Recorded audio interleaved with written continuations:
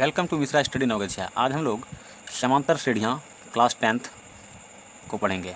तो सबसे पहले मैं आपको बता देना चाहता हूँ कि हमने जो है प्रश्नावली 5.1 और 5.2 का पूरा सवाल सॉल्व कर दिया है। यदि आपने नहीं देखा है तो मेरे प्लेलिस्ट के माध्यम से आप विजिट करके अरिथमेटिक प्रोग्रेशन नाम का एक प्लेलिस्ट है, उसमें जाकर आप देख सकते हैं इस तमाम वीडियो को, यहाँ तक कि फार्मूला वगैरह सब भी। आज हम लोग प्रश्नावली 5.3 के कुछ सवालों को हमने सॉल्व कर दिया है और कुछ सवाल जो हम सॉल्व नहीं किए हैं उसको आज हम सॉल्व करने का प्रयास करेंगे। तो चलिए आपको सबसे पहले हम प्रश्नावली 5.3 को दिखा देना चाहते हैं कि प्रश्नावली 5.3 क्या है। तो यहाँ पर आप देख रहे हैं कि प्रश्नावली 5.3 का सवाल नंबर 1, 2 और आज हम लोग तीसरे नंबर सवाल को सॉल्व करेंगे। तो इसमें भी मैंने जो है 1, 2 और 3 नंबर तक के सवालों को सॉल्व कर दिया है। आज हम चौथे नंबर सवाल को सॉल्व करेंगे। तो जैसा कि आप यहाँ पर देख रहे हैं कि हमारा चौथा नंबर सवाल है कि A3 बराबर 15 दिया है, S10 बराबर 125 दिया है, D और A10 का मान हमें ज्ञात करने के लिए कहा जा रहा है। तो चलिए इसको बिना देर किए हम सॉल्व करने का प्रयास करते हैं। आइए इसको हम सॉल्व करते हैं।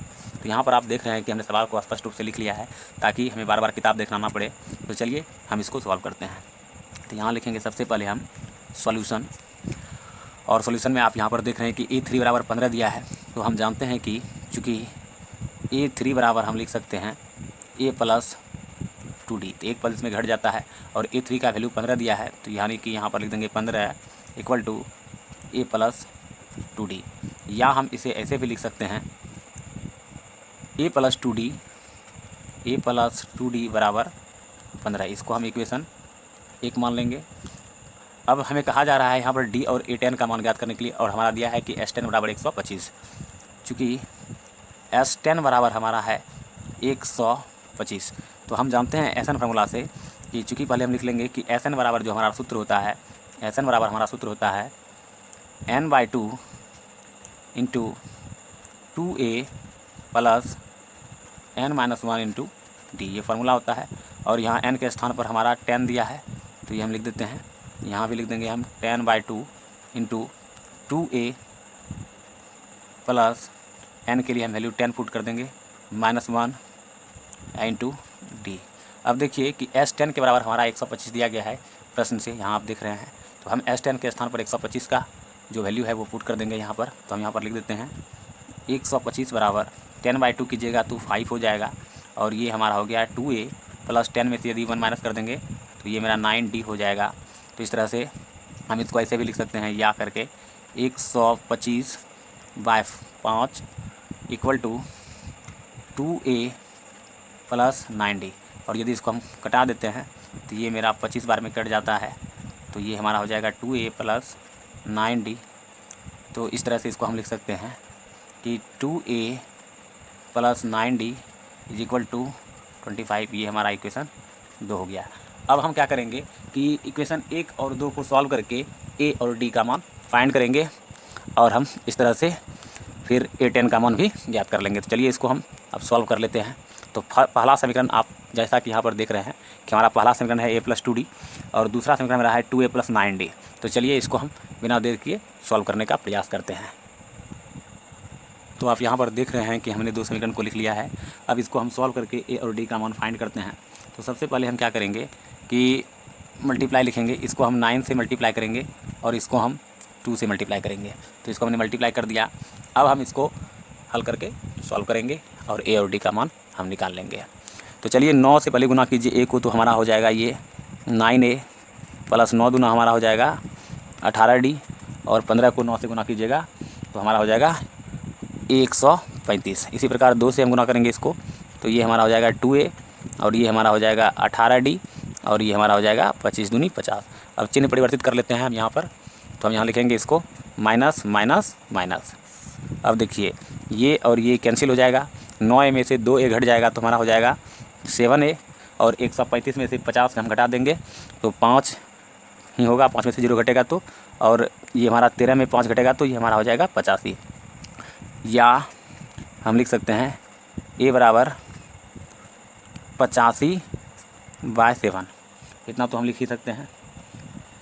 तो 9 में से 2A घटाए हम, तो चूँकि हमारा 85/7 हो गया, तो यहाँ आप देख लीजिए कि 2 से गुना करेंगे तो ये हमारा 4 होगा, ये 4 हो जाएगा। तो 9 में से 4 जाएगा तो ये हमारा 5 हो जाएगा। ठीक है, ये थोड़ा सा मिस्टेक था, इसको हम सही कर लिए। यहाँ आप 5 लिखिए। अब इसको कटाइएगा तो 17 बार में ये मेरा कट जाएगा, तो A का वैल्यू हमारा 17 निकल गया। तो अब हम क्या करेंगे, आगे देखते हैं। अब ए का जो वैल्यू है वो हम समीकरण 1 या 2 किसी में भी रखेंगे तो डी का मान निकल जाएगा। तो यहाँ हम लिख लेंगे कि समीकरण 1 में ए का मान रखने पर, ए का मान रखने पर, तो ए का मान समीकरण 1 में रखेंगे। चूँकि हमारा समीकरण 1 है A plus 2d is equal to 15, तो इसलिए इसको हम सॉल्व कर लेते हैं। तो ए का वैल्यू हमारा 17 आया है, तो 17 प्लस 2d बराबर 15। तो इस तरह से 2d बराबर हमारा हो जाएगा 15 माइनस 17, या इसको हम लिख सकते हैं 2d बराबर 15 में 17 जाएगा तो ये हमारा -2 हो जाएगा। तो d बराबर हमारा हो जाएगा -2/2 इज इक्वल टू -1। इस तरह से हमने d का वैल्यू फाइंड कर लिया और a का वैल्यू फाइंड कर लिया। अब चूँकि प्रश्न से क्या कहा जा रहा था, पहले हम आपको एक बार दिखा देते हैं प्रश्न, ताकि आप स्पष्ट हो जाए कि क्या प्रश्न है मेरा।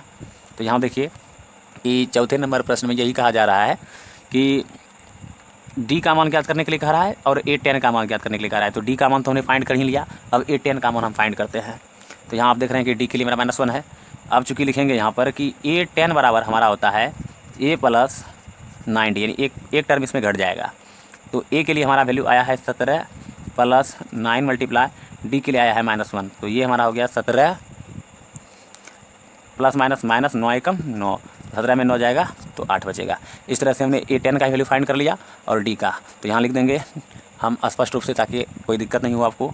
अतः d इक्वल टू -1 तथा A10 इक्वल टू 8। तो यही हमें कहा जा रहा था वैल्यू फाइंड करने के लिए, तो ये हमने वैल्यू फाइंड कर दिया है। अब हम लोग नेक्स्ट सवाल को लेकर चलेंगे और उसको सॉल्व करने का प्रयास करेंगे। चलिए आपको सबसे पहले अगला सवाल जो भी है हम उसको दिखा देना चाहेंगे। तो चलिए अगला सवाल आप देख लीजिए कि अगला सवाल हमारा क्या कहा जा रहा है प्रश्न से। तो यहाँ पर आप देख सकते हैं कि ये प्रश्नावली 5.3 का चैप्टर है और हमारा क्वेश्चन नंबर होगा 5। तो यहाँ 5 नंबर में आप देख रहे हैं कि d इक्वल टू 5 दिया है, SN इक्वल टू 25 दिया गया है, A और A9 हमें ज्ञात करने के लिए कहा जा रहा है। तो चलिए इसको हम ज्ञात कर लेते हैं। तो जैसा कि आप यहाँ पर देख रहे हैं कि हमने सवाल को स्पष्ट रूप से लिख लिया है ताकि कोई दिक्कत नहीं हो आपको। तो यहाँ आप देख सकते हैं कि हमें कहा जा रहा है ज्ञात करने के लिए A और A9, जबकि दिया गया है D बराबर 5 और S9 बराबर 75 दिया है। तो हम यहाँ पर SN का फॉर्मूला चलेंगे। तो हम चूँकि जानते हैं, यहाँ लिख देते हैं पहले सॉल्यूशन, और चूँकि हम जानते हैं कि SN बराबर फार्मूला हमारा होता है SN बराबर n/2 into 2a plus n-1 into D, यही फार्मूला होता है। और n के स्थान पर हम यहाँ वैल्यू पुट करेंगे 9, और जहाँ जहाँ n होगा वहाँ पर हम वैल्यू रख देंगे 9। तो 9/2 हो गया, और ये हमारा हो गया 2a, चूँकि a का मान तो दिया नहीं है, n के स्थान पर हम 9 रखेंगे तो ये n-1 के स्थान पर हमारा 9-1 हो जाएगा। मल्टीप्लाई डी के लिए हमारा वैल्यू दिया है 5, और S9 का मान हमारा दिया गया है प्रश्न से 75। तो S9 के स्थान पर हम यहाँ पर 75 लिख देंगे। तो ये हमारा हो जाएगा 9/2 इंटू 2a प्लस 9-1 कीजिएगा तो 8 हो जाएगा, मल्टीप्लाई 5। तो इस तरह से हमारा ये हो जाएगा। आगे इसको बढ़ा लेते हैं थोड़ा। तो ये हमारा हो जाएगा 75 equal to 9/2 into 2a plus 8 पंचे कीजिएगा तो 40 हो जाएगा। अब देखिए हम क्या करेंगे, 75 इक्वल टू यहाँ पर लिखेंगे 9/2, और देखिए 2a, और देखिए 2 से दोनों कट जाएगा, ये भी और ये भी। तो इससे हम क्या करेंगे, 2 कॉमन निकाल लेंगे। तो इस तरह से हम लिखेंगे a प्लस 20। अब देखिए ये 2 और ये 2 कैंसिल हो गया हमारा। अब हम आगे बढ़ते हैं। तो इस तरह से हमारा हो गया ये 75 इक्वल टू 9a प्लस 20 गुना 9 कीजिएगा तो 180 हो जाएगा। या इसको हम इस तरह से भी लिख सकते हैं कि 9a plus 180 is equal to 75, या ऐसे लिख सकते हैं इसको हम, आप यहाँ देख रहे हैं जैसा कि, तो हम इसको ऐसे भी लिख सकते हैं 9a बराबर 75 माइनस 180।